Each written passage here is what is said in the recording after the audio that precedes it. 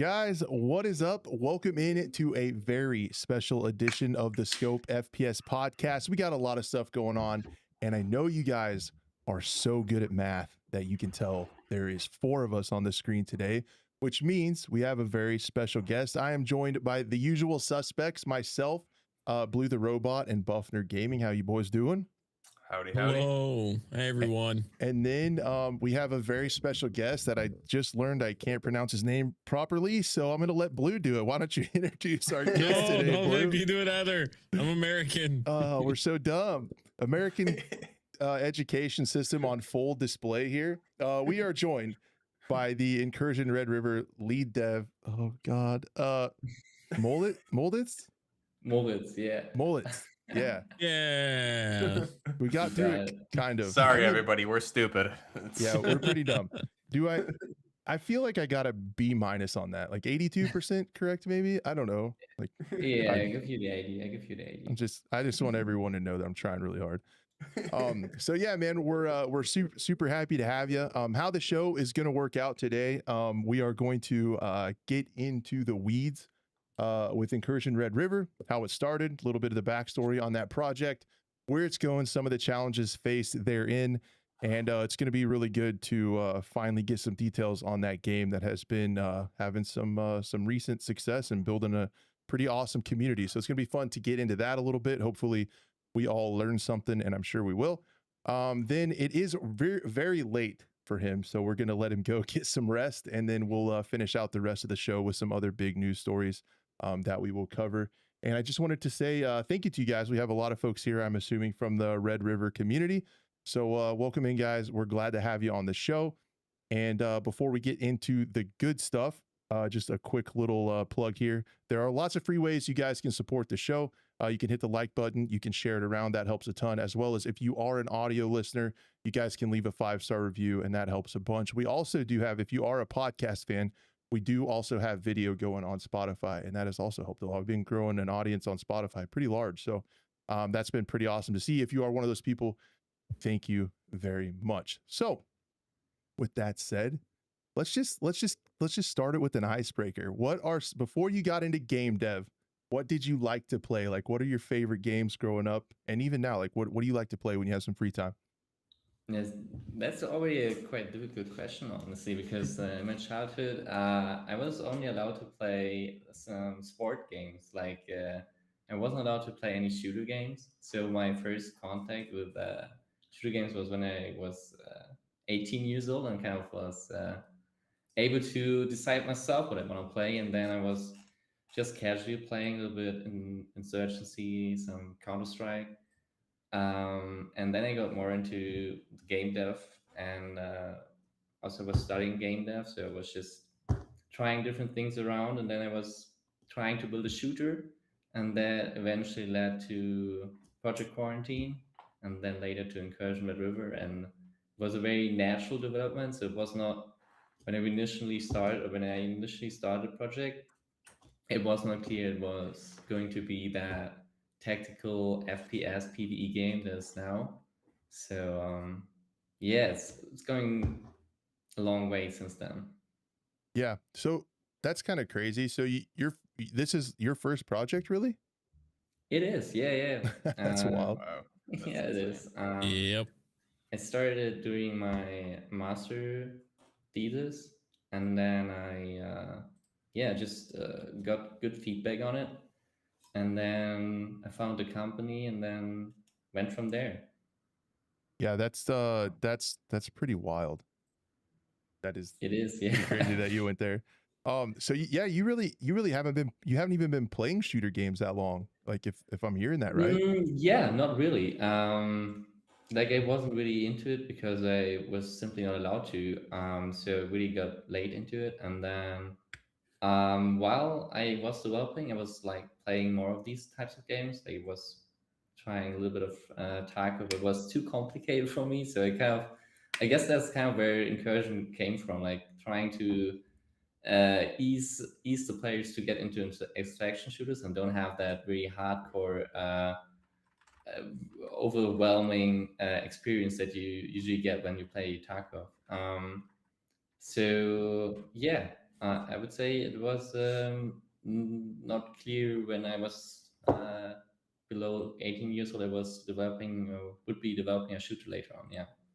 Yeah, that was one of the questions I definitely had was like while you're like getting into shooter games and stuff and like learning to play them, was it like a slowly like your mind went to I want to make one of these, or was there a moment where you're like, dude, I got to make a shooter game?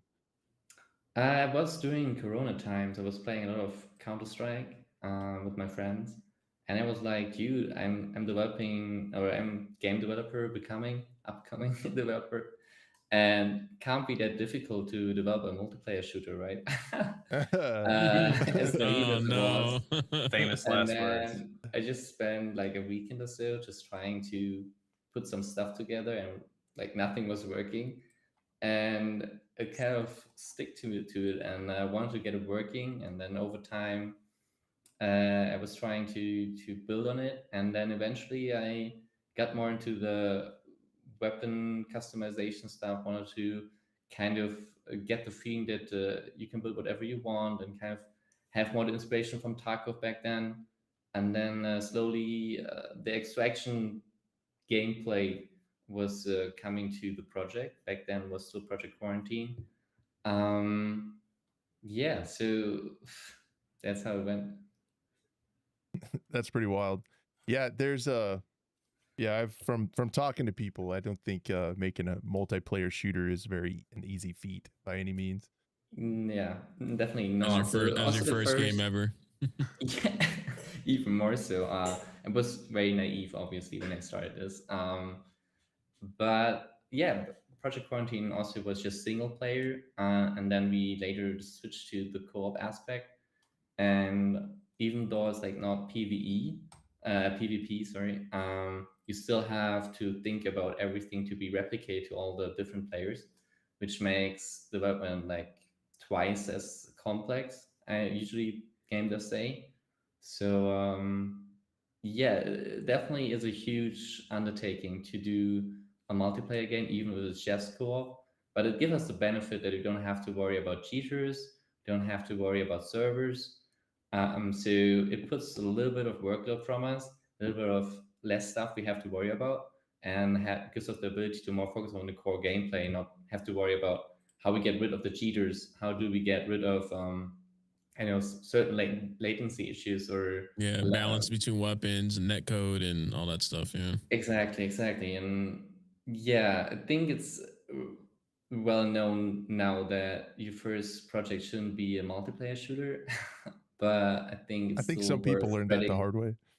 Yeah, exactly. And to be honest, like we also face major issues along the way to make it work the way it works now, and still work to be done. So it's definitely a challenge. Yeah, for sure. So to follow up on that, you would say that taking the game from single player to co-op basically increased the complexity twice. What if you had PvP? What would be that multiplication factor of difficulty? I'm just curious. In your opinion? Yeah, good question. To be honest, I just have to guess because obviously I don't have the experience to really give a solidified answer on that. But I would say maybe 20-30%. Additionally to that, yeah, and the issue is even more so when you look at smaller games that don't have the player numbers of the big companies. People will call you very quickly that game. Oh yeah. And so Mhm. you still have to kind of run the service because otherwise your game is that. But you still have to get the income for the server. So you really have that rabbit hole that you go in if you don't have the player numbers. Um, so I think that's another challenge that you have to kind of work around if you do a PvP game. Yeah, because servers are not cheap from what I've learned from No. talking to people. So no, Yeah. that's great. I think you guys are obviously doing it right, and I think one of the things that I've learned from speaking with game developers is it's very important off the get go to have a reasonable scope of a game, or you're just never going to get there. So yeah, Very much so, yeah. that's And I pretty. will say, like, our scope was also way too big when we started, and it was more so an outlier that we made it. and I wouldn't recommend anyone to do the same skill or aim for the same scope that we did. It was just a very long and hard working way to get where we are. And like when we speak about how long this game has been in development and how many stages it's went through and how many prototypes, etc. Like I think it's yes, a lot of suffering to get through all of these stages and kind of stay committed.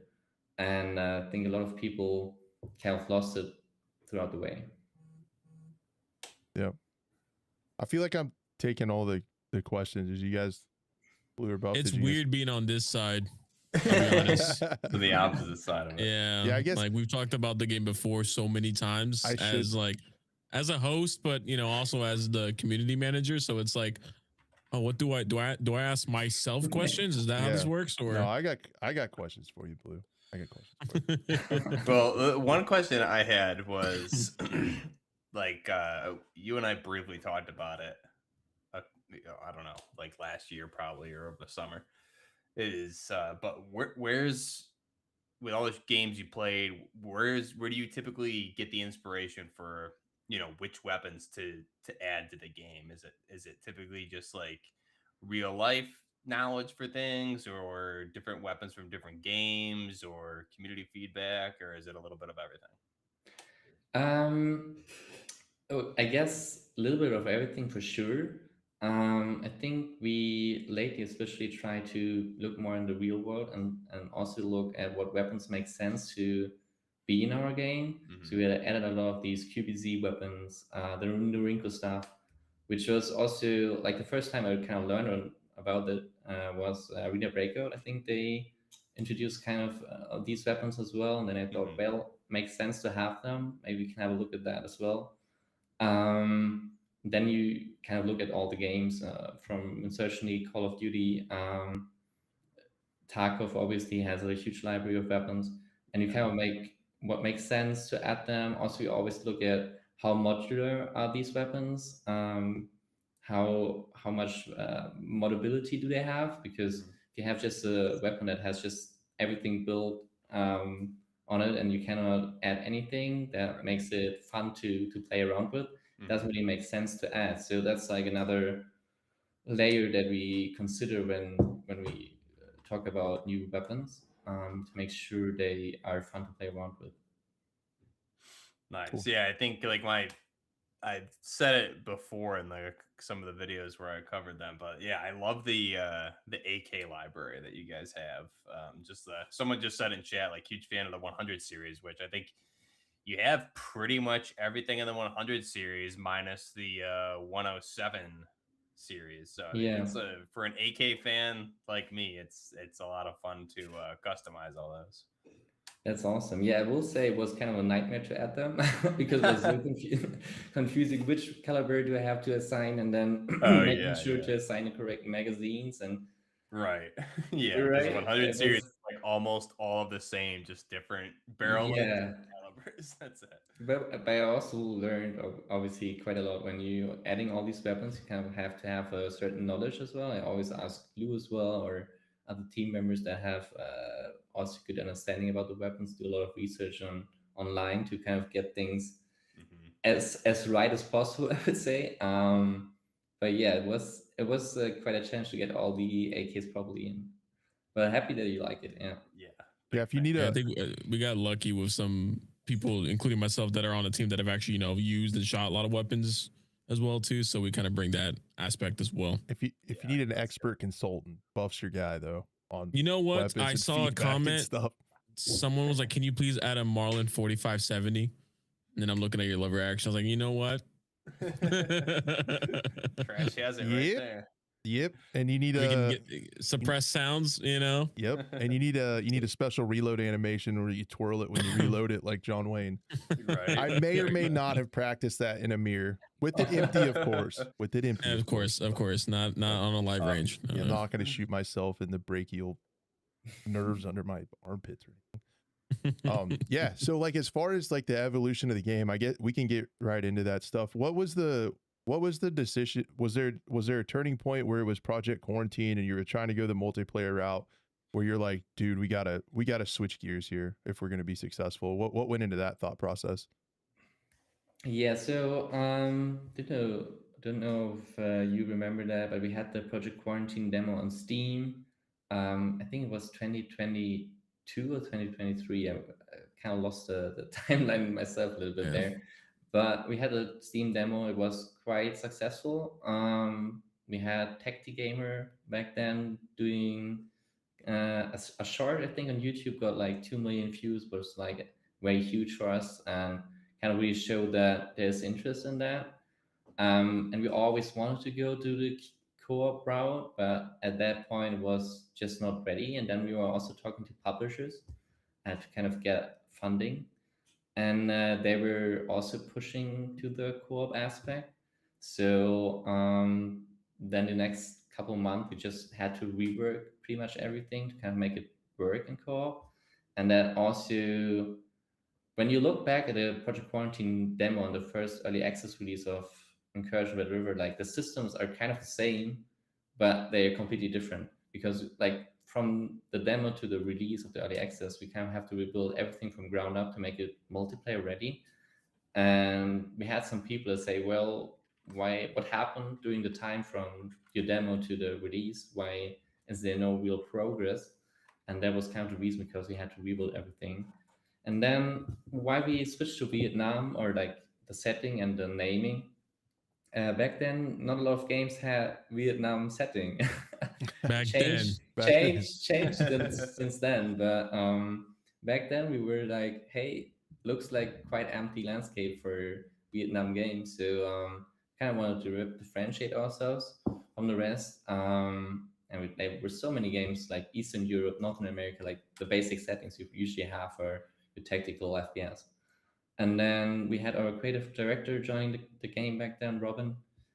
Greetings to you. And then he said, I had always the kind of the dream to make a game based in Vietnam.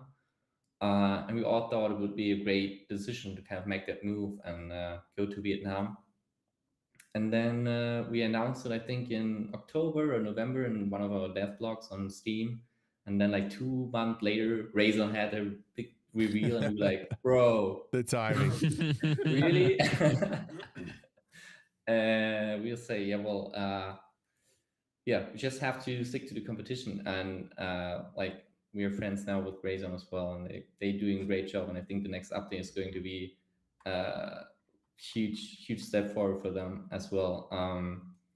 But yeah, it was just the decision to kind of separate ourselves. And then co-op was, I think, when we look also at our competition to SPT Tarkov, right, which was always the PvE.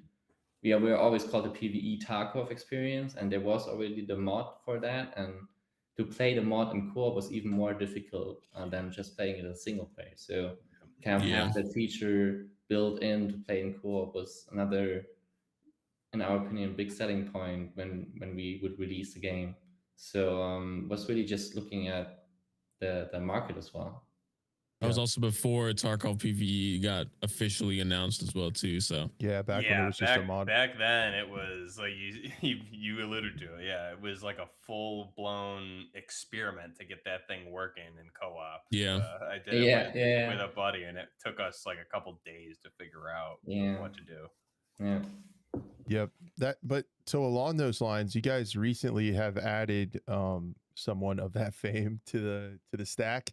Solarant, who, if you guys don't know, is the person behind some of those like the Sane mod and programming some of those the AI in the single player Tarkov, which if I remember right, the discourse online was praised pretty well. Like single player Tarkov played pretty good, and I know AI is almost always a sticking point in games, and it's really challenging to make it believable. And where you guys are a PvE game, that's like super important, right? Like your AI, because it's a big part of the game. So what was that like to get him onto the team, and how did that come about? I think it's a big deal. Yeah, like first of all, I would say in a PvE game, AI kind of makes or breaks the game. Like it's the only challenge you're facing, so it really has to be like at least good, and if not top notch. And honestly, Robin created the connection to Solorant back then, and I was like, if we get the chance to hire him, then we definitely should do it. Then we had a call, and then he was like, "That's my dream job. I want to get on your project." And it was from the first start amazing to see him getting onto the team and how passionate he is about his stuff, how much he works and kind of wants to get the AI to the best possible state. And it has been a huge undertaking for this update already, because we kind of, as always, we kind of built everything from ground up again almost. Like we always had, obviously had some systems in place, but with the complexity that Solon or Ben kind of wanted to work on and have in the game, we really had to develop a lot of new systems and rebuild a lot of the existing ones. And we're actually really surprised how well it already works for the version 1. And I think there are a lot of good changes ahead for the next few updates. It only gets better from here on. But yeah, he has a different understanding to AI than I had before, because he really wants to have the AI behave and have the same information as a player would have, and like, yeah, have the same senses and kind of see the flashlights how they will be for humans as well. And that kind of, if everything works, it really gives you the feeling you're playing against humans. And how I approached before the AI was like making them cheat a little bit in some ways to make them feel like they're humans, but he really develops them like they are humans. And That's cool. was a really interesting change in approach to AI. And I think it really pays off, because the attention to detail on all their decision making is really impressive. Yeah, I could tell. I played it for the I played it for the first time. I finally did. This last week with Blue. It was really Do fun. 2 raids. Yeah. It was pretty fun.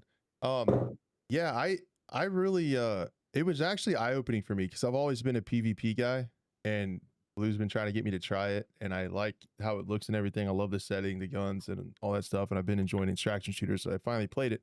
And I had some like crazy realizations with it, that I came up with a lot more positives on PvE than I had before I played it. The one thing that I learned, and I just kind of wanted to share this with you since I have you here. I think it's so interesting that it's a game that you can play like if you want to be immersed in said game, because you can actually play it like you're an operator doing military type moves with your friends, because you don't have people running around from spawn trying to get in a super glitchy spot with a super meta gun, you know, playing real ratty. Like the AI behave like enemy soldiers would, so you get to behave like, you know, the special forces operators like you want to pretend to be. And you can actually play it like that. You can use different guns. You don't have to try to learn min-maxing metas and all that kind of stuff. You can just have fun.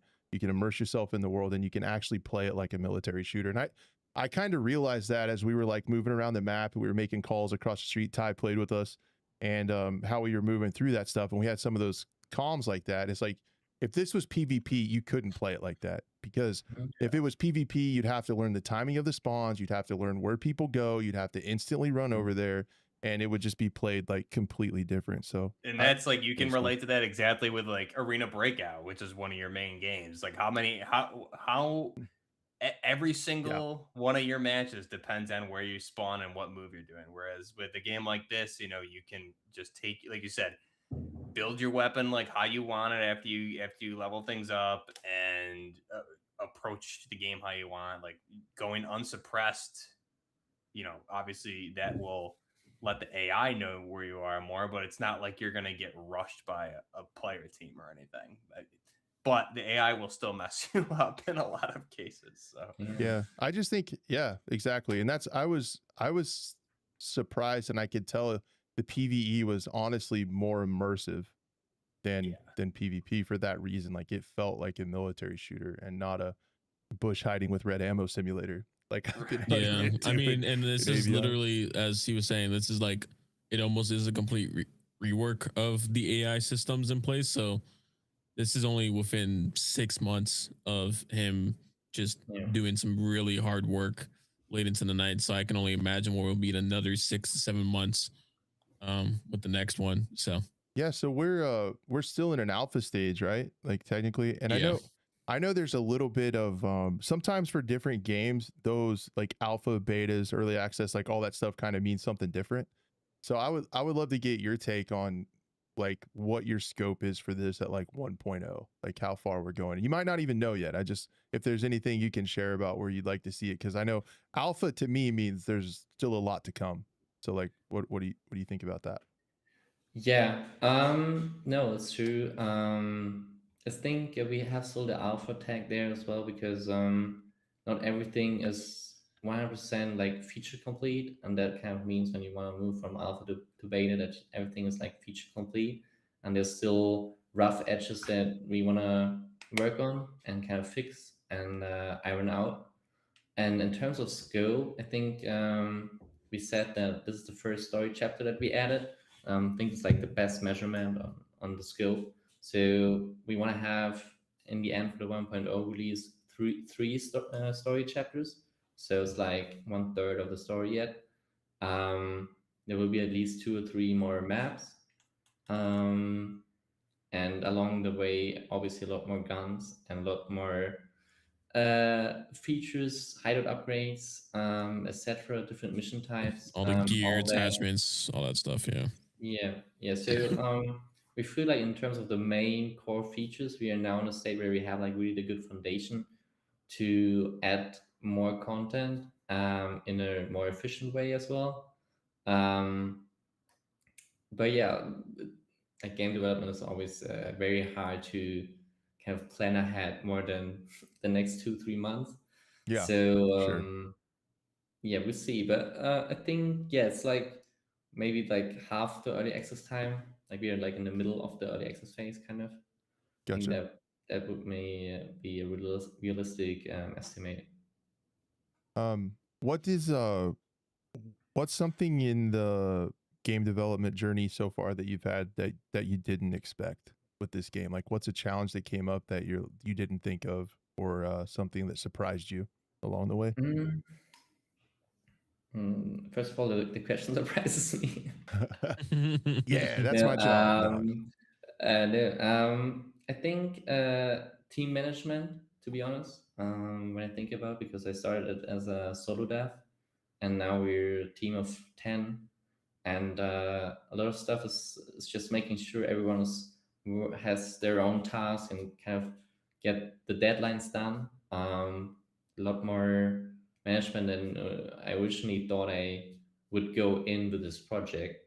Apart from that, it's like a lot of politics as well when it comes to the marketing. And you have to always be the nice guy, regardless of what community members or everything says to you. You always have to kind of like stay nice and kind of say, yeah, Well, we take everything. some don't, but Yeah. some devs don't. But yeah, it's probably the best way. We let the Yeah, game speak you, for itself. That's for sure. yeah, We you try kind to. of, We try to put that in its spotlight. yeah, you just want to be, just always want to like have the customer be the king, and that's for 90% fine. That there's still like the 10% that kind of drives you crazy, and but you still don't want to do anything that gets on X and kind of goes through the rules, because you do something that yeah that's bad press for your game.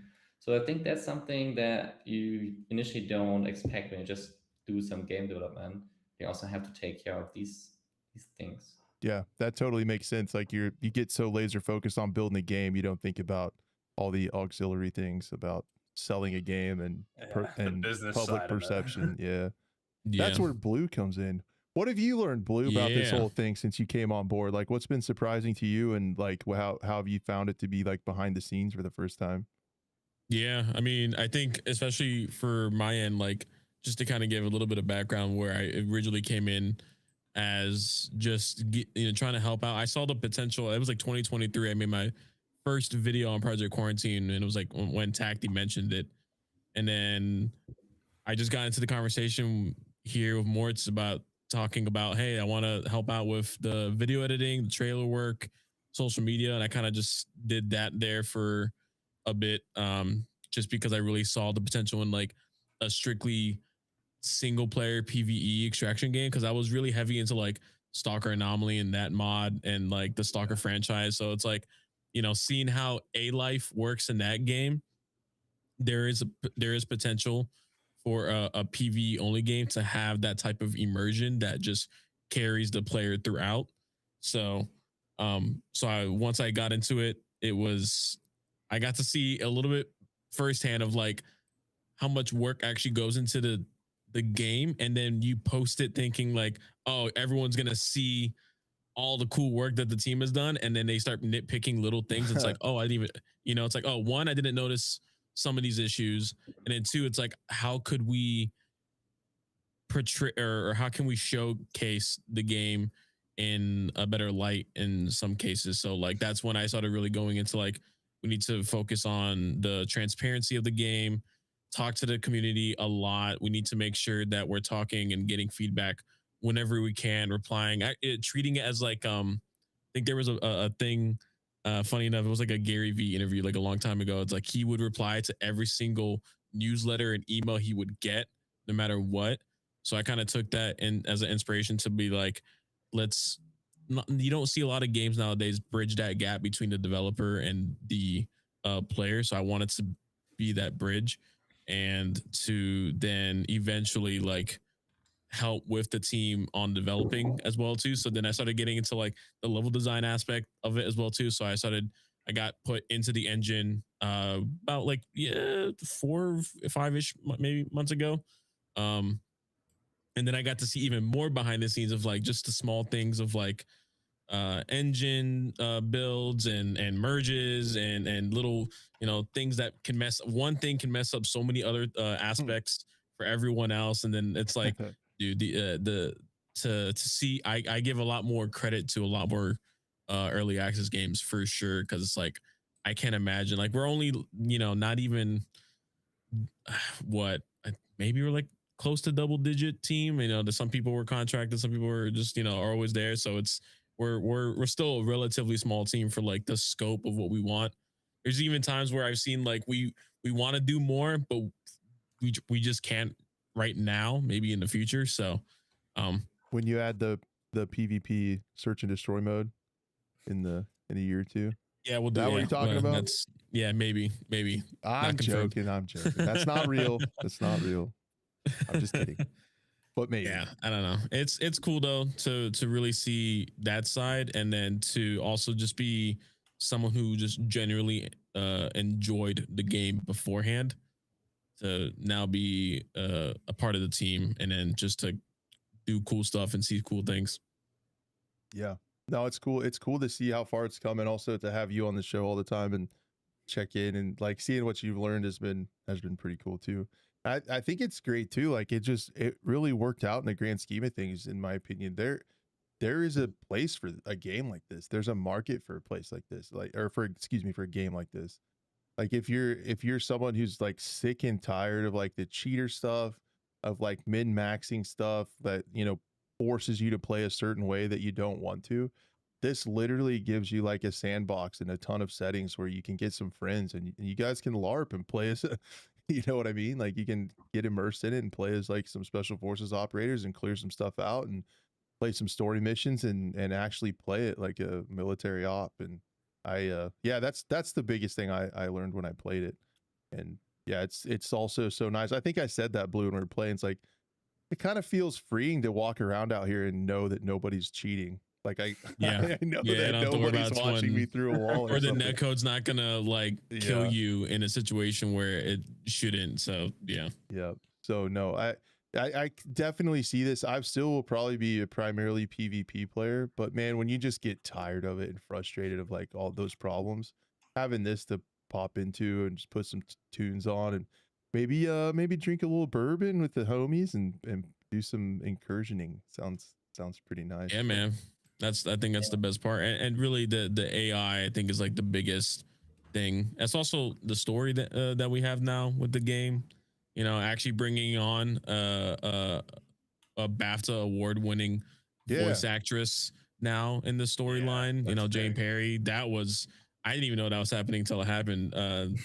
You know, in the team. So there's one day like, oh yeah, hey, we got, you know, Jane Perry. I was like, who's that? And they're like Karen Bowman. I was like, oh my god, from Wildlands. And then, you know, and Diana Burnwood from Hitman 3. So, you know, and to I like the story as well too. I can't wait till it gets more what's the word, like brought out more, and people get to, if people pay attention, they'll start to realize, oh, there's something going on. So it's I'm excited for players to get to see that. And they're already coming up with like theories and stuff like that and discussions and on Discord, and it's like it's cool to see that as well too. Yeah. The other thing that I want to bring up that you could comment on or not, I don't want to get into financial stuff, but I do want to say, like, it's also cool to see, you can tell from those things that we just talked about that you guys are you're getting a growing player base now. That's got to feel good, like to see that going on Steam. And you're obviously reinvesting that money to make the game better in the community. Like that's what I want to commend, because you're getting some of those top-notch voice actors, which is a big immersion thing in the game. You went out and got, you know, a developer that's a specialist in AI to keep getting that better. You know, you're just bringing on people, and you can tell that you're reinvesting in the game, and you're in it for the community and long haul. So I want to say that that's definitely commendable and pretty cool to see. Yeah, it's also true. Yeah. Like if anyone like takes a second, thinks about that stuff and sees what you guys are doing, like you can see that. So I just wanted to make that comment more than anything, that it's cool that you guys are reinvesting in the project with the growth that you're seeing, and that's only gonna make it better for everybody. So. Yeah, thank you. No, I think we definitely grew over time quite a bit. Like as night and day difference, that's for sure. Yeah, and each step that we like, obviously still like being very cautious when we do source new hirings or look out for new voice actors, because we want to make sure that we don't run out of money, and then we are one of these games that never releases out of early access. But big block of text saying, you know, hey guys, sorry, you know. But no, I would also say when it comes to Karen Bowman or like Jane Perry, it's just that I think voice actors are also just happy if they get a job nowadays. So I just want to say that it's a good thing to hire them and don't go the AI voice route. Yep. Yeah, that's for sure. They got to be heard. We also got a really cool Vietnamese advisor section as well too. That's been helping out a lot. So like a lot of the stuff in game that is like handcrafted and modeled within the game now. We're, you know, replacing a lot of those early assets with like our own in-house custom ones, have been helped with those Vietnamese advisors to give it that authenticity of like what would actually be in Vietnam, in this region, in this type of house, on the streets, like everything from like the poles to the little stools to little, you know, food items and stuff like that, like tables. So it's, you know, the style of housing. It's also really cool that our 3D artist just went as a vacation to Vietnam actually with his wife and was taking tons of references, and now like hand drawing those little details in the interiors of Vietnam, and it's like really cool to see how much detail there is and how much we can take from his references now. So we definitely do pay attention to these details, but you also have to make sure like you're not like getting lost in the details and kind of lose the biggest scope, obviously. Yeah, that'd be tough to balance on like how granular do you get with each thing, and like there would have to be, I'm just thinking in my head, there'd have to be like a spot where you start to get diminishing returns, like if you go like super laser focused on one aspect. Yeah, exactly. Yeah, I would say like the smaller the team is, the more you have to make tough decisions on what you want to actually implement. And I kind of like always am a little bit jealous on games like Battlefield or Call of Duty. Like they can like go 10 routes and just decide in the end we just take this one, and just kind of forget of everything they spent before. And like on our situation, like every move kind of has to stick and kind of have to be the right one, because it would really be a major step back if we would have like done a wrong decision and like kind of have to revert everything. And for these guys, it's just like scrap, do it again, right? Yeah, So, unlimited money, right? but it You think doesn't they'll make a better necessarily. game? Yeah, exactly. It doesn't mean necessarily better outcome, I guess.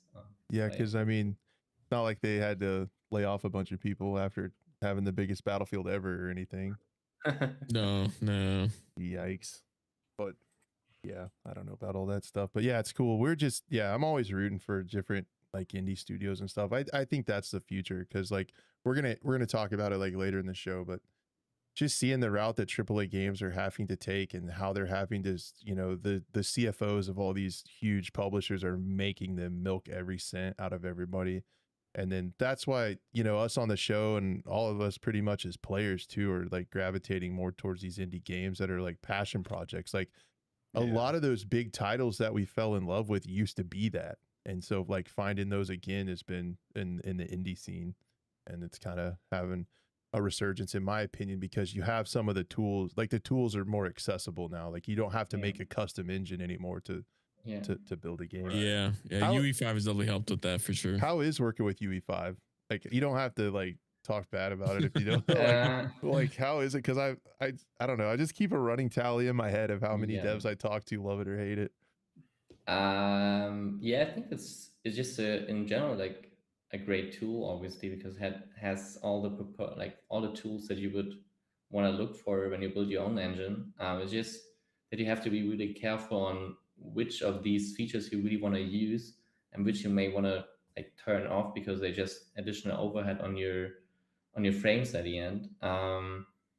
And especially the new tools, like when it comes to Nanite, virtual shadow maps, Lumen, all these technologies that make the game look as good as it looks now. Like you really have to look into the features and make sure you exactly use them as Epic wants you to use them, and don't make any missteps. And then you can still get a decent optimized game. Like obviously, there's still like a lot of room for improvement. But I think it's definitely not the worst engine in the world. It's not the reason why a lot of games are releasing in a bad state and have a lot of performance issues. I wouldn't agree with that statement. That Unreal Engine 5 is ruining the gaming space. I will say though that Unreal Engine 4 has been a lot better in terms of performance. Like just from the code basis, it was a lot better. And right now, Epic kind of like pushes more for new features than fixing existing ones, because less just more flashy marketing. If you have like the next big, I know, graphic features, but still like basic features need some fine tuning. So yeah, the Unreal Engine 4 has been a better platform in the end, but it was also Unreal Engine 4.727, and now we're at Unreal Engine 5.6. So like they had so many updates to kind of get Unreal Engine 4 to the state that it has been in the past. So I think there are a lot of improvements ahead as well when it comes to performance with each engine version. Yeah, I always have to catch myself because they have those like UE5 showcases where they make like super crazy looking stuff, and I'm like, I have to be like, oh, that'd be amazing. And then as a shooter fan, I'm like, that would never work in a shooter because there's so much other stuff going on that right. Some of those showcases look like real. I remember there was one a couple years ago. I think we looked at it on this show. It was like someone with a pistol and like a night dimly lit like raining outdoor setting, and we were all just like, oh my god, like gaming's changed forever, and you'll never see anything that like looks that good for another 10 to 12 years probably in the gameplay space. It does feel go ahead. Yeah, you also always have to keep in mind what hardware the users are still running. Yeah. And now with the prices for new hardware going up crazy, I don't think many people will upgrade their PCs in a foreseeable future. Yeah. So those RAM prices. RAMs. A lot of people are still sticking to the maybe even 10 series or 20 series or maybe 30 series, and they struggle with the new graphics a little bit. So you kind of have to keep in mind what the target audience kind of still wants the game on, and you kind of, I think that's kind of what maybe also other Unreal Engine 5 games are struggling with, that the upgrade rate kind of slowed down and still people running older hardware. Yeah. Yeah, I that know makes that's another thing we've talked about on this. I think it was mainly with Gray Zone when that came out. Everyone was there was a lot of complaints about performance, and then when you find out like what GPUs they had, it was just like obviously there's going to be performance. I think that's why there's minimum and recommended specs, right? So I think to your point, a lot of people ignore that, but also it's kind of understandable with prices the way they are. Like I used to always be a console gamer and finally got a gaming PC. It was 2 years ago, I think it was, going on 2 years. you bought at the right And time. yeah, for real. And Yeah.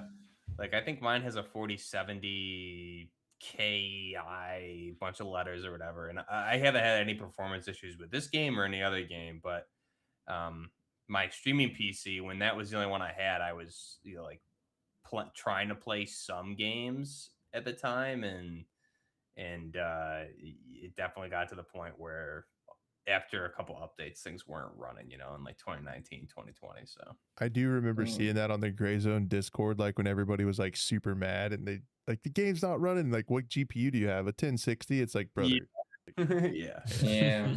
like ancient at this But point. people just they just expect games to run on their PC regardless of their Yeah. hardware recommendations on Steam, regardless of anything else. They just think, well, Call of Duty runs on my PC, why does not your game run? Right. Kind of Yeah. like Yeah, but and that's also it's the not like we don't reason. try, Yeah, sorry. And it's also the reason why probably Call of Duty hasn't made any graphics improvements since Modern Yeah. Warfare 19. Right. Because they also know they got a target audience. So Cater to as many yeah, people, exactly. accessible to as many as possible. Yeah. Yeah. Yep. Yep, I agree. Well, I don't want to keep you too much longer because it's really late for you. So we super appreciate you taking the time, especially since it's like midnight your time. Is there anything else that you would like to share that we missed, or anything you want to tell to the community? We got a lot of your community members here. Anything you want to add that I'm missing? No, I think I'm just happy for all the feedback we got for this update, all the players coming back and checking the game out again. And be sure we're going to keep on working, and we're soon switched now to the next update, update 1.4. So there might be one more hotfix around, and then we'll like focus on the next one. Nice. And just thank you also for having me here. It was really great talking about all the journey that we had with the game. And I think we talked on Monday again and Crash. Yeah. I next think he's coming on the Push to Talk podcast with Big Fry, so we'll get into more in-depth stuff there too. So it'll be good. Man, thank you for coming on here too. And if you guys want to support Incursion Red River, check it out on Steam. It is there. You can at least wishlist it. If you want to keep following along with the development stuff, that helps a lot with those guys. To wishlist that, it helps to get it in the Steam algo a little bit. Definitely follow them over on X too. I'll put the links to that stuff in the show notes, so you can wishlist it and follow those guys on X, so you can keep up with the updates. Because obviously, as you guys heard here, they're going to keep reinvesting in it, keep pushing forward, and keep adding stuff. So it's definitely a project worth following along. And the next time you're out there on Valley and some little butthole shoots you who's hiding in a bush with red ammo and not wearing any armor, just maybe think about chilling out. Maybe go play some Incursion Red River with the homies, and you'll have a good time. So we're gonna bounce for just a little bit, guys. We're gonna have a super short intermission, and then Buff and Blue and I will be right back. So we'll see you guys in a second. Stay tuned.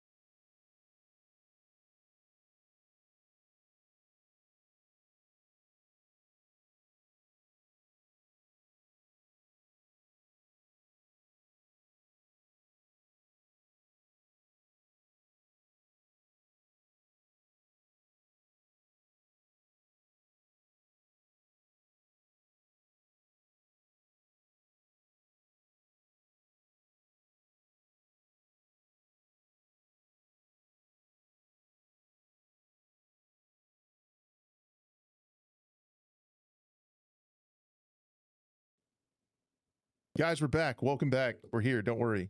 You thought we were gone, didn't you? You're not that lucky. We're back, baby. Man, that was really cool, dude. That was, yeah, a lot went into that stuff. I think the craziest part for me that was Inception for me, bro. Yeah, probably wild. The craziest thing for me was like that this is his first project. That I did not expect that. Dude, I still can't believe that he started it like in college, you know, in university as a master thesis. That was the reason why it was called Project Quarantine, is because he started it during COVID, you know. So yeah, that's crazy, man. That is wild. Dang it, this stupid thing freezes on me when I switch back and forth. Yeah, I guess we get into the next topic. Did I just close what I had? I did, bro. Oh my gosh. I've had I accidentally closed the gray zone summary stuff. Yeah, I'll find it. Yeah, so the next game we're going to talk about is Gray Zone Warfare. It has a big update coming. Sent it to the production team. We got him. The guys behind the glass, man. I tell you, they got lazy there for a bit. That's all right. That's all right. They suck pretty bad. They said, "What? Oh shoot, sorry, we're still working." Yeah, our production team, man, they're pretty trash. So yeah, there's a new update coming. Last week we talked about the other devlog. We got another devlog this last week about everything new that's coming, like all the new content, and it's actually pretty wild. And I'm going to be perfectly honest with you guys. At first, when this update was announced, I was kind of like, dude, there better be a lot of stuff in here because it's been almost a year. Well, there's a lot of stuff in here. It's a lot. It is a lot of stuff. So yeah, let's talk about some of the stuff and the implications within that, get these guys' reaction on it. I got the main stuff pulled up on the Steam page. If you guys aren't watching, we'll go through some of this stuff. But as for the environment first, they added 25 new locations that are varied in size. They showed some of those in the devlog as well. Small biomes, so there's new areas of like vegetation and stuff, burn forest, bamboo forest, shot out forest, and swamps. They rebuilt and polished existing locations with environmental storytelling and lore. So there's just a bunch more, like, just, I call them like flavor assets. There's like more just furniture and parts and pieces and lore and stuff like that around the map. They redesigned locations to reflect the AI NPC factions. So we'll get into the factions in just a little bit too. There's a lot more different types of AI around the map. They reduced vegetation around combat outposts. That's awesome. Redesigned fobs. So within the fobs now, like the main faction bases, there's an obstacle course. There's a tutorial that takes you through that. There's an infirmary where you go to learn how to do meds and stuff like that. There's just they look completely different. They polished the environment near rivers. They added paths in the jungle, added a variety to the state of searchable buildings. So there's open, closed, and abandoned buildings. And they also added in the devlog that those states of the buildings give you a clue to what kind of loot's inside. So you get some visual feedback right away, like what is in there. A wider range of interactions with the environment, and they added moon phases. So there will be darker nights whenever you had a new moon.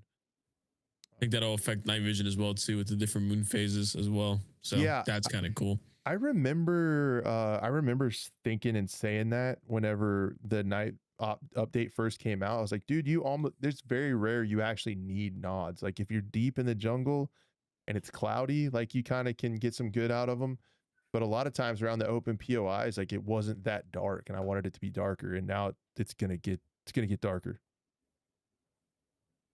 So I think that's pretty cool.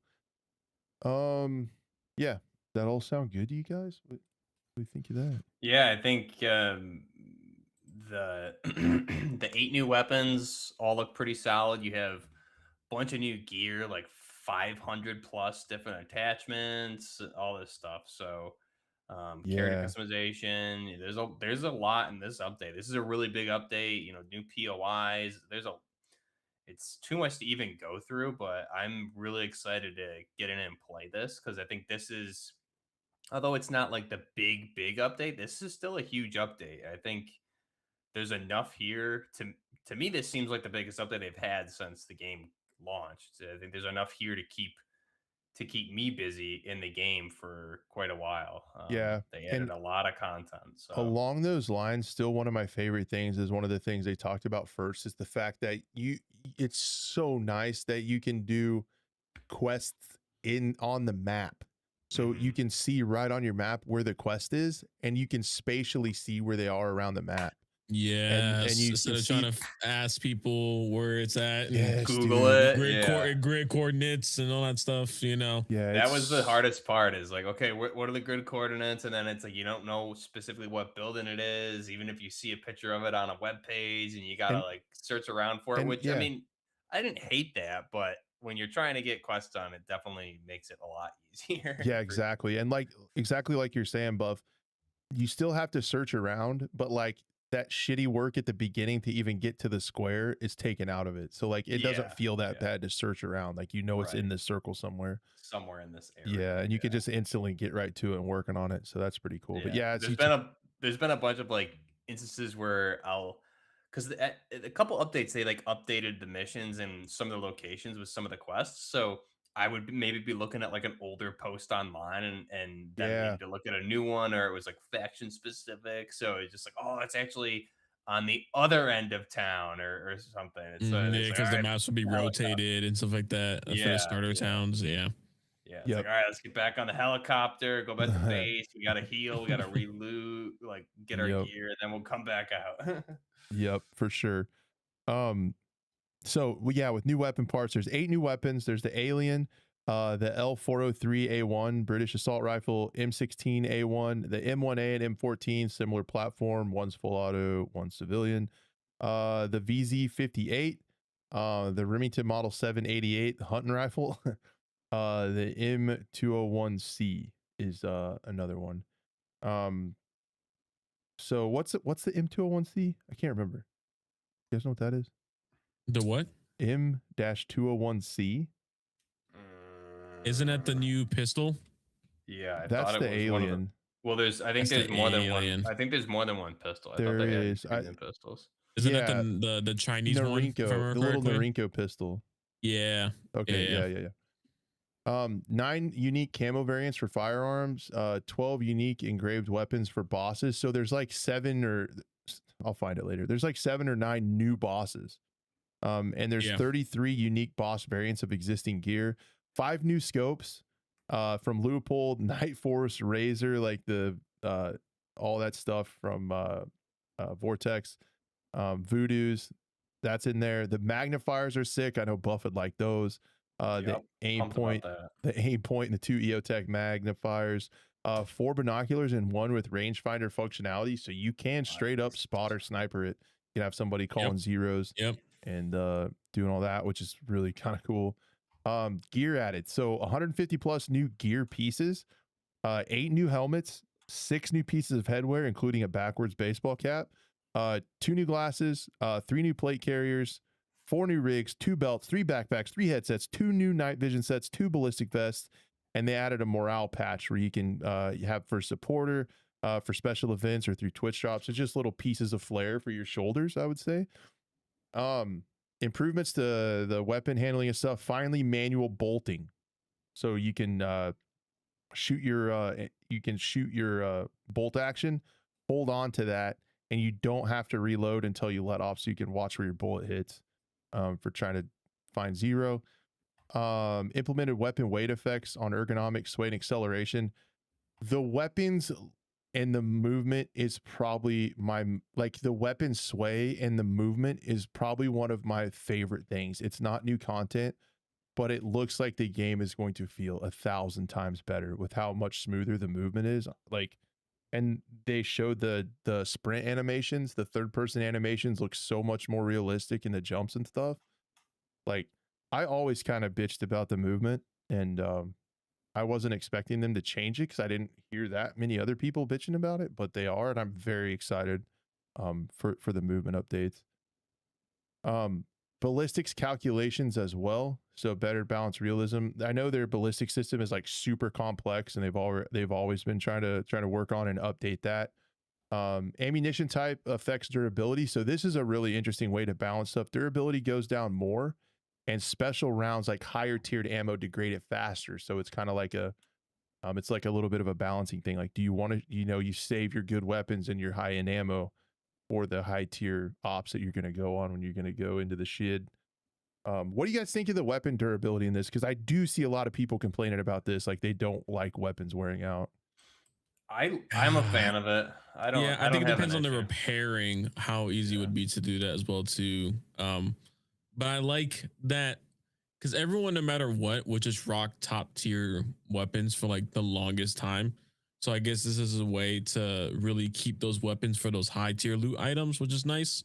I know that's like what they specifically even mentioned as well in the devlog. So I just think it depends on how repairing out in the field could go in the in the future, and then I know you can repair it back at cops and in your base and stuff like that. So Right. Yeah. I for the type of game it is, it makes sense to me. I mean, we'll have to see how it plays, but I Yeah, don't have an I issue with like it too because it's like, man, if you play PvE only with a team, like you could probably use the same gun for months. Right. Because like it if gives you're you a just doing reason to PvE, like probably it gives you a reason to have to get a new gun, like try to go find one or build one. So I'm cool with it. The ammo feedback is going to be really nice. The detail displays the lowest armor class that it is not able to pin, so you can know like what you're able to pin right on the screen, which is pretty nice when you're setting stuff up. Bullet damage is more clearly visible with how the AI react. We talked about that in the last show. Trying to see if there's anything else. The other thing that's super nice is they added attachment interface section to the inspect window. So if you have a tactical item or you have a like a sight that doesn't fit right on the gun, there's an attachment interface if you inspect that sight or that tactical device, and it'll tell you what you need to mount it, which is super slick and that's nice. very good info. Because little quality of life stuff just helps bring the player over that learning hump. Yeah, because I still think it would be cool, and maybe this is something that you get like if you 0.5 when there's like a bench you can work on your stuff. It'd be cool to have like a mod screen like Tarkov or like ABI has, where you have the drop down menu and you can pull up the exploded view of your gun and do all that stuff. I miss that a little bit in here, but this also kind of teaches people about guns and how they go together, because they're all real parts. So, but having that little bit helps a lot. Added new weapon check and reload animations. There's crazy new inspects. Like there's really cool animations to inspect, especially the new guns that they showed. Improved weapon sounds from their YouTube videos. The weapon sounds 1,000 times better. Dude, the sounds in general sound so much better. Yeah, the environmental sounds and like how the weapons thump and stuff. Dude, it sounds just that little shot of them, like that guy sitting next to the fire with the radio playing in the background, the jungle noises. It's not the consistent crickets. I'm excited to hear, like, the one thing I want to know if they got right is, and my wife knows about this because in where she grew up, there's like bamboo forest. Like when the wind hits the bamboo, it makes all the bamboo hit against each other. You can only imagine what that would sound like with the wind. I want to see if they got that right. But dude, everything about this game is finally getting there, man. I just want to know more too what the next devlogs will mention specifically, because I know we got like the basis for the overall next ones. Yeah, but I want to know more about that. So the next one is, I think, like gameplay loop changes, like how that's going to work out. I'm low key hoping that they high key hoping that they say that they're taking out the red circles on PvP. I hope so. I kind of wish, again, we talked about it as well too, of like give it that timer of when it can get taken back again too. So that'd be cool. But I think also, the red circle, because I think you should know. Oh, you shouldn't know when a fight's happening. You should hear it, maybe check your map. Now you have, on top of that, your friendlies coming up on your compass as well too. So if you're approaching an area that you think is in a firefight, you can like look around and kind of scan that way too. So unless is it teammates or is it only people in your squad? If someone in your faction gets fired upon, then it pops it up. So even if it's not if it's just somebody in your faction. Yeah, actually, it might be someone in any faction. I wonder if they said specifically the little blue markers that are on your compass when you're looking around, you see like you're friendly on it, the little blue marker that goes back and forth, if that's just in your squad or if that's friendlies around you. Because I can only imagine what that would look like at the main base, just a bunch of blue dots everywhere you look as well too, or especially like on the starter towns, that could get annoying. But if it's just your squad, that might make it a little bit better as well. So Yeah. Well, what I think, yeah, I think would be cool is if it just said it on the radio, like shots fired on PMCs at, and it tells you the grid, and then it I doesn't don't know, show it on the man. map. I'll be honest. You gotta pay attention. Hearing the cops All go back right. and forth on the radio all the time was kind of, I was like, great, here we go. Especially when you just took it and you're like 5 feet you're away. right. And it's like, all right, I might take it back. I might. this point's under attack. It's like, I just left from there, man. And then you take it back and like, now it's under our, jeez. Oh, man. Yep. So they added a ton of loot too. 351 intel items, magazines, letters, and posters. 68 are lootable. So there's 351 new intel items that you can learn about lore. I did like that aspect. You're a big lore guy, Blue. I know you're a big lore guy. Well, not just the lore, but the fact that now you could pay attention to the loot items that you pick up, read the text on it, and get clues on what certain loot areas there are. So like if you start playing detective, you can maybe find some really high value tiered loots that no one else could find because they look at a post-it note, they inspect it, whatever, throw it away, or a file. But if you read it and actually read the description, it could lead you to a locked room, and then you had to enter a code, or there was the one that you had to like, I love the little aspects of like turning on a generator, finding a breaker, turning the breaker on, going outside, turning the main power on, and then that opens up a door to a loot room that you didn't have access to. And you would only know that if you read through, some paperwork that was left on the table. Right. So that's kind of cool. Little things like that make it like even more immersive than it was before. Yep. They introduced junk items, so that makes me think like a little bit of a prep to being able to craft. I forgot they said crafting was coming to the game a long time ago. Yeah, 0.5. They said it's coming. Okay. Hideouts and crafting. They said. Got it. Okay. Yep. This is interesting too. They added new container types. That's not what I was talking about, but they rebalanced stems have weaker negative side effects. So they're kind of pushing people to use more of those different kinds of stems. Like there's a hemostat one that you can heal a bleed like super fast. So pushing people to use some of those. The other thing that's interesting is certain food and drinks now provide buffs when consumed. For example, coffee boosts stamina and recovery speed. So that's going to be cool to learn, because a lot of times you find all these items and food stuff and you don't worry about it because it doesn't mean anything. But now it's like, oh, I found a coffee. Like it just makes it worth picking more stuff up. Yeah, and people would only rock the same like giant bottle of water, over and over again, the same food items. Forget bamboo shoots. They suck.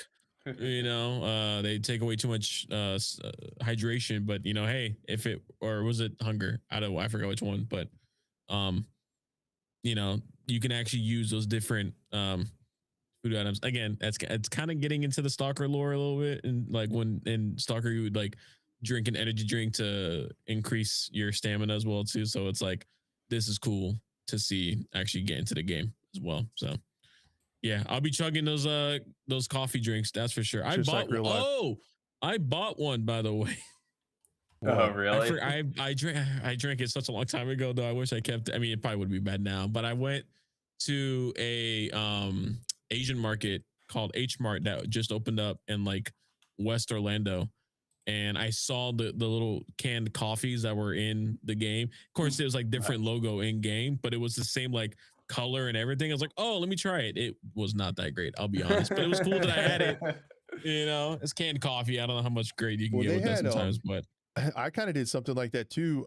Last year they had the lychee, the things you can eat in the little cans in game. Oh yeah. They had those at Costco. It wasn't canned, but they were in a box, and I didn't know what the heck they were, and I bought them.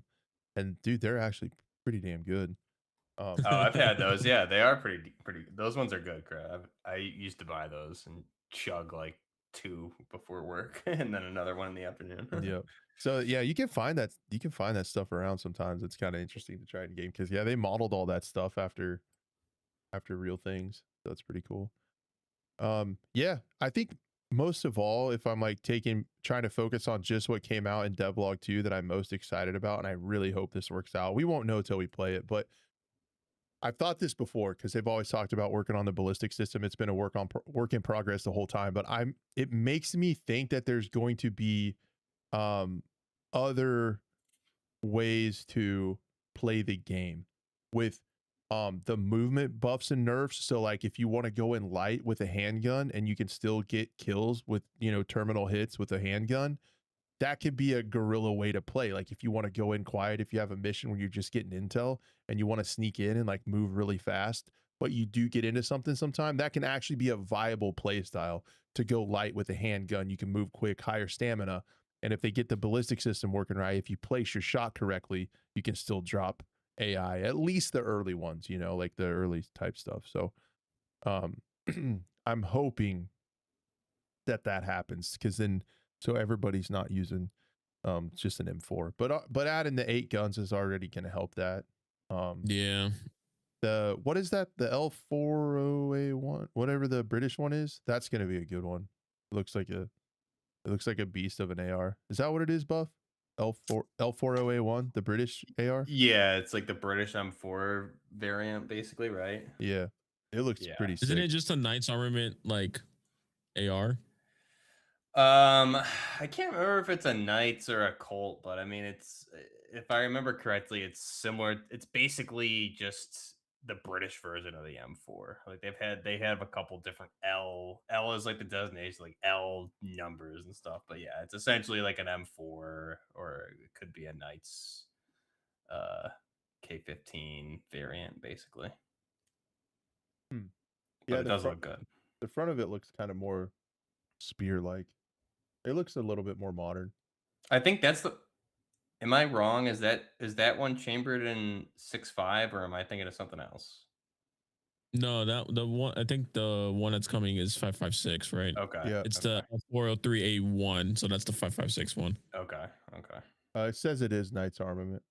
Okay. Nice. It is okay. Cax. Yeah, I remember looking at it. I'm like, that just isn't that the same one that a lot of other countries have, but they just put the L in front of it, I guess, to make it British. I don't know. Basically. I feel like there's only so much you can do. It's just like how we, like the Knights SR25, right? Our military designation is the M110. So we just put M in front of stuff. That's true. Yeah, I'm down to use some of the older ones, like the M16A1, the M14, stuff like that, you know? Yep. It'd be cool. It's cool to see, the older guns too. The 1911 still in there too. Got some skins on that thing. Yeah, those look nice. I don't know. Do we want to talk much about the EA layoffs? Like, I don't even know. Like, it's already been kind of hashed out online. I don't know. Or do you want to move on to? I did see one quick shot where we could potentially talk about that ready or not stuff that kind of came out right before the show. Yeah, I'm down with that. I don't really think we need to hit too much on the EA layoffs. I don't think we really know enough yet to, I mean, everyone knows there was layoffs, so yeah. EA TBD, I guess. I don't know. Best selling Battlefield layoffs. I mean, there's probably reasons behind it that we just don't know yet. I'm sure we can think of some. Yeah, they said realignment. They're doing a realignment for EA and the Battlefield stuff. But it's like, dude, what are you? Yeah, I don't know. They just sold the best. I think we talked about it a while ago that it's a business style that is unsustainable just for how big these games can get. Well, look at how many studios they had working on the game too. Right? That's what I'm saying. So I don't know. That's why I said like we don't really have the context yet, because what does that mean? It's to be determined. We're gonna have to wait and see. But I mean, speaking from like my experience, like developers, a lot of people like they'll hire contract developers, and then it seems like these were actual employees.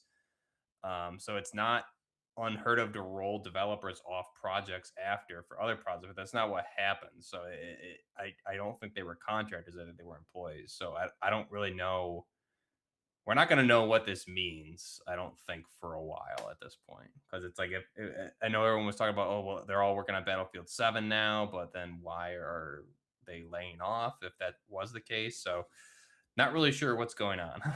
I'm sure they're probably panicking over the low numbers and trying to make some Yeah. changes that The maybe interest upper management initially the made decisions that they're now realizing were wrong. Who the knows? interesting twist I keep saying is like uh they said some of the upper leadership said last year that they want to move Battlefield towards an annual release. I saw that So I too. don't know Yeah. if like the realignment means they're going to try to split studios out for like leave people to support and then go on to the next one. The trying to make it an annual release fits more with the narrative of they're not putting out any maps. Like that kind of makes sense. Right, but if you're moving to, you wouldn't be laying off developers if you're Yeah. moving them too. It could be. That's why I don't know. I mean, anybody getting laid off is bad, but as far as the franchise goes, is it a good or a bad thing? I don't know, because we don't really know internally what's going on. Is there conflicting visions, and they needed to doing too much, and they needed to realize, okay, we need to pivot back to like what Battlefield was, or but although that ship, I feel like that realization should have happened a couple years ago at this point. So we don't really know right now. I think it's just it's time's gonna tell kind of what this means. Yep. All right. Could be Yeah. good, could be bad for the We'll franchise. keep an eye on it, right, Blue? Your As favorite per thing. usual. Is it time for you guys are gonna have to help me with this one, but You're welcome. oh, you just totally drowned out my small caliber. I did. Perfect I timing. heard it right at the end. Gee. Yeah, you heard my little pa-ting right at the end. Dang. Yeah, so wasn't this for Ready or Not? Wasn't this like just announced? I think it just came out today. Or it just actually. dropped too? Oh, it says release date like today. So Today, yeah, it got announced that it released for the Future Game Show. yeah, so at the Future so Game it was Show, literally announced like right before we came Yeah, out. right Right before we before left, we so- went, yeah. pardon me for not knowing what the heck's going on, but a new Yeah. DLC for Ready or Not called Boiling Point just dropped. And yeah, man, it looks really, really gnarly. Let's see. $10 DLC. I think. Yep, $9.99. Yeah, so I think there's 3 new maps as you're scrolling through Crash. You'll see it, and there's like Oh, okay. 4 weapons, I think. So one of the weapons, I think that they added 2 pistols and a battle rifle, which is chambered in 6.5 Creedmoor, if I'm That was kind remembering of cool to correctly. see. Yeah. I just scrolled through it quick, but yeah, I mean, it looks like an awesome update. And I think some of the missions are, at least one of the missions is like eliminate everybody. So you're not taking, it's like take no prisoners. So it's just like a kill mission, which I typically do anyways, but now I won't get an F for it. Nice. Yeah, so it does say you're right. 3 new missions, DLC exclusive cosmetics, headsets, beanies, caps, different things that you get. Quite a bit of cosmetic stuff in the game too. It's pretty cool that it said, I saw in here, note, multiplayer lobby hosts owning the DLC can host these missions for non-DLC owners. So if you're, that's pretty cool. So if you're playing with a friend who has the DLC, missions, then you can check it out. I don't think you'll be able to use the new like weapons and attachments and stuff. Yeah, that makes sense. I'm not sure that's how it's typically worked, but they did add, like, there's a lot of small quality of life changes here. Like they added flip optics, like for magnifiers. You can run a laser and a flashlight at the same time now, which you couldn't do before. Which I was surprised. I forgot about. I was like, wait, oh, that's a thing that you couldn't do. Huh, yeah, interesting. Yeah. And I think they also, like, the gunsmithing, they edited that a little bit to make some improvements. So there's a whole lot of changes here. I don't know if whose video was that you and I just happen to both be watching? Official Invictus. He's been covering Ready or Not for like the longest time. Yeah, I would. If you just Google, like, YouTube the update, his will probably be the first video. The first one, probably. Yeah. He goes through like all the weapons, the maps. He shows gameplay on one of the maps. and shows, you know, some of the attachments that are there. But you can see in the video Crash has, like, on the right hand side you have the flip optic there, which is nice. And so there's a lot of attachment changes here, which is it's good to see. Yeah, There's a lot of normally that stuff would have that had to needed to been be like there. a mod or something like that back then. So Right. Yeah, there was a lot of modding to get a lot of this stuff, and now it's in the game, which is really nice. So big Awesome. update. 200 plus fixes as well I for the need to. game. So This is another one of those PVE games that's on the old list. I need to try one day. Have you not played this yet? I this haven't ever one played. would I think if you gave Red River a try and you liked it, I think you would have liked this as well. It's a lot slower, that's for sure, but Yeah, it's also not as like the open. lore. Yeah, it's not open, but I mean, I No. don't know what all the new missions are yet. I've only seen the gameplay of the one, but Yeah, it I've seen. definitely Man, good that comms trailer is though. crucial. Yeah, the trailer was nice. That trailer, the first one that came out, like as a dad, like Tacti posted it, and I watched it because he was like, "Dude, as a dad, it just makes me angry." I was like, "What do you mean?" So I watched it, and it's like the little kid seeing their father get shot, and like it was a terrorist attack, and you can hear the scream, like, "Who the hell voice acted this kid screaming?" I was like, "Oh my gosh, I just want to go in there and kill everything," you know, which is actually one of the missions. So that kind of works out. Yeah, the lore of this game too. It feels like this is just like, I remember the last DLC, I forgot which one it was, but like the area around the police headquarters was getting like, it was like the hurricane that came through, and there was like, oh, it looked like martial law, and like things are just going kind of crazy. So it's like, from a lore perspective, it just seems like things are getting worse, and there's the terrorists are dressed up as cops, and it's gonna be pretty crazy. So I would definitely, if I could though, I would get to play this before, especially for you, Crash, before the next Greystone update, because I don't know if you'll have time with everything else with that. Once that new Greystone update hits, I think that'll be your main focus. So yeah, I'm pretty excited. I would say about try it soon. I at least yeah, watch some videos on it too. I still get a lot out of watching people play stuff. I don't know. That too, yeah. But it looks like one of the missions looks kind of like a bank, and then one of them looks like you're on like a carnival, like a it's like the pier. It's supposed to be the Santa Monica pier essentially, but the version for has this. So we did talk about this game a little bit negatively when they did censor that stuff for like Sony. Has it bounced back from that press? Like, I think that blew over pretty quick, to be honest. Yeah. It's currently right now like recent reviews at 85 positive, so at very positive reviews. So I think it helped out. They still have like warnings and the sensitivity warnings before you even like look at the Steam page. So like it's still not, you know, family friendly by any means at all, but it's definitely I think it kind of blew over already. Yeah. I forgot about it there a little bit as well. I remember talking about that though. Yeah, I didn't even think it was that big of a deal, to be honest, but well, you're not the internet buff. It was for the internet, it was a big deal for some people. Yeah, that's true.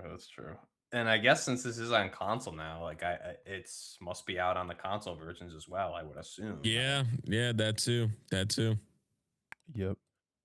So yeah, another game that followed the same theme of the show, that tried to do multiplayer at first and then kind of bounced over to more co-op and finding success over there. It's pretty cool. That's funny. Yeah, I forgot I had PvP. Yeah, dude. I did. And that first playtest, everyone was like, "What the hell?" And then they kind of shifted gears and found success in co-op shooter too. So it's pretty cool. It's funny you say that, because I completely forgot about that. I remember watching Big Fry play like some of the like invite only tests when you stream it, and I remember watching that. I forgot that was the same game. That's crazy. Yeah. My friend Senpai was huge creator for that game at the time, and you know, like he was always on it and just showing all of it, just like how upset he was. And yeah, I remember those days, man. Yeah, I just remember thinking it, because that's back when I was working on that. I was heavy into Siege, and so I was just like, this is going to be like a grounded Siege replacement. And the playtest came out. And it was not. It was not that. No. So yeah, that playtest was rough. I remember watching that. Yep. Is that a show? Yeah, right I on think that's a time. show. Yeah. That's a pretty damn good show, man. Thanks for getting him on, Blue. That was sweet to talk to him. Appreciate you, man. Yeah. Yeah. I'm excited for Push to Talk next. Curious how that go. Yeah. I'll get some harder questions from the big fry. Yeah, probably. But no, that'd be pretty cool. Red, thanks for the sub or the membership, dude. Appreciate it, man. But yeah, it's gonna be cool to follow that along. I have to have him back on sometime when there's another big update. Be cool. Yeah, definitely. Excited for that game. And if you guys haven't tried it, definitely now's the perfect time because that was a huge update. He's got a really big update. And you've had like four hot fixes also. Five now, just today. Yeah, another one got released today. So the team really does get no sleep. So yeah, that's amazing. Great game. All right, guys. Yeah, with that being said, if you did come in late, definitely check out the beginning of the show. It was an awesome interview with the Incursion Red River lead dev, Moritz. I'm gonna get it before he's on the push. Next time, you're just gonna practice it. I'm gonna practice it. So yeah, it was an awesome interview. So please definitely check that out along with all the other usual stuff. If you guys want to support the show, we would love it. There are plenty of free ways to do that. Liking and sharing this video is the main one. Also 5-star reviews on the audio platforms, comments on Spotify and stuff like that help as well. I read all those and respond to them. So yeah, we just appreciate everyone lately. Lots of exciting stuff in the future. And again, I guess I will say the next couple months for me are going to be insane. But we will do the best we can to keep programming flowing because there's lots of cool stuff happening. Appreciate you guys. Special thanks to Buff and Blue for joining me. I really appreciate that as well. And yeah, we'll catch you guys on the next one.